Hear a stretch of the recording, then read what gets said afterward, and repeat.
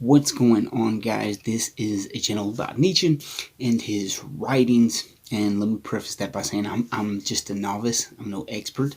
I'm not some great philosopher, but I do love Nietzsche's writings. I I love what they mean to me, and I'm trying to incorporate those into my life. And today, I want to talk about one of his most infamous sayings: "God is dead; He remains dead, and we have killed him." And to begin to explore what that means to me and how I can utilize that in my life and what importance that has for my life. God is dead, He remains dead, and we have killed him.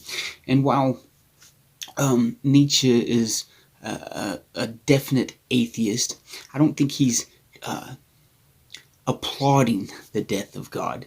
But I again want to explore what that means to us in the current day, what it meant then, and that was the age of enlightenment where science and mathematics was all coming into play.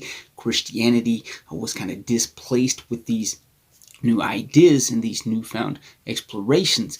And so God is dead, He remains dead, and we have killed him, meaning without that Judeo-Christian foundation and a value system, where do we go from here? And I think that's what he was suggesting to people to begin to explore and have a mindset that is beginning to say, okay, Western society has been built upon this idea of God and this having pity and compassion and helping your neighbor. Where do we go when that has been displaced? Without a value system, we're very susceptible to nihilism. And I think he was suggesting we need a new value system, because without God, without this great standard, we are going to collapse. We have no value. We have nothing with which to stand upon. And the idea here is, what does that mean to me? Where has my value system came from? And going into the master morality and slave morality that Nietzsche talks about in the genealogy of morals, that's of great importance to me. The master morality meaning what is useful is called good. What has utility is called good. If it's good to be powerful, then that's good. Money, good. And then there's the slave morality, where they're, in modern day age, haters. They're just hating on everybody that has money. They're hating on everybody that has power. But secretly and inwardly, they crave that power. They crave that money.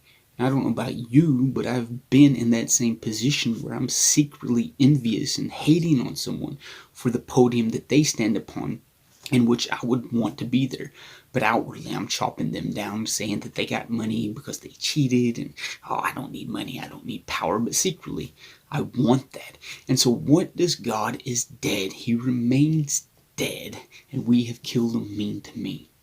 I think it affords me the opportunity to look inwardly and say, well, what is my moral system based on? Where does my value system come from? What can I do to begin to achieve the goals that I have? And is my value system holding me back from that? What's holding me back from achieving something? And we have to look at our value system. If I live in a country that says it's okay to rob banks and get the money, I'm going to grow up thinking it's okay to rob banks and get money. If I am raised in a family that says that it's not okay to rob banks, then I'm going to say that that's wrong, that's not right. God is dead and we have killed him. It's one of the most profound statements ever.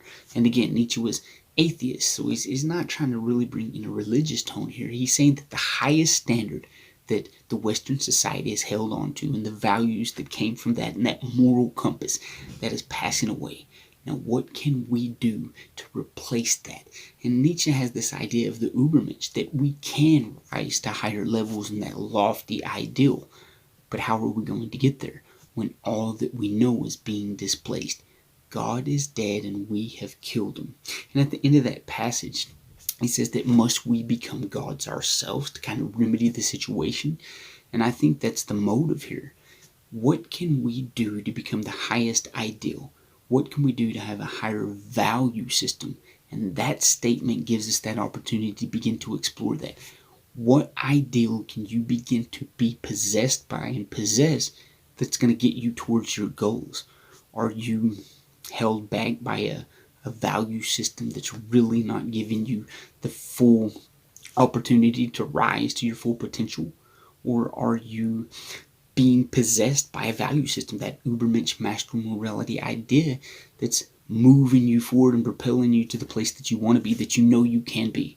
And I think a lot of us are kind of tiptoeing on that line between right and wrong, good or bad. Should I have power? Should I not? Money or not power?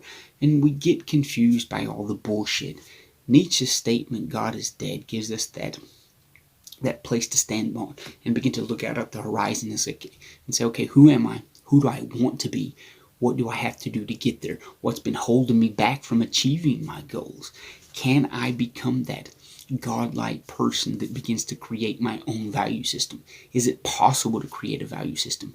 Or are we forever stuck in that Judeo-Christian morality? God is dead and we have killed him.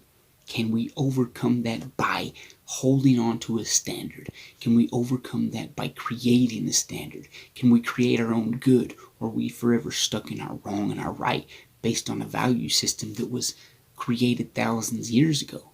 Is that working for me or is it holding me back? You guys will hear from me next episode.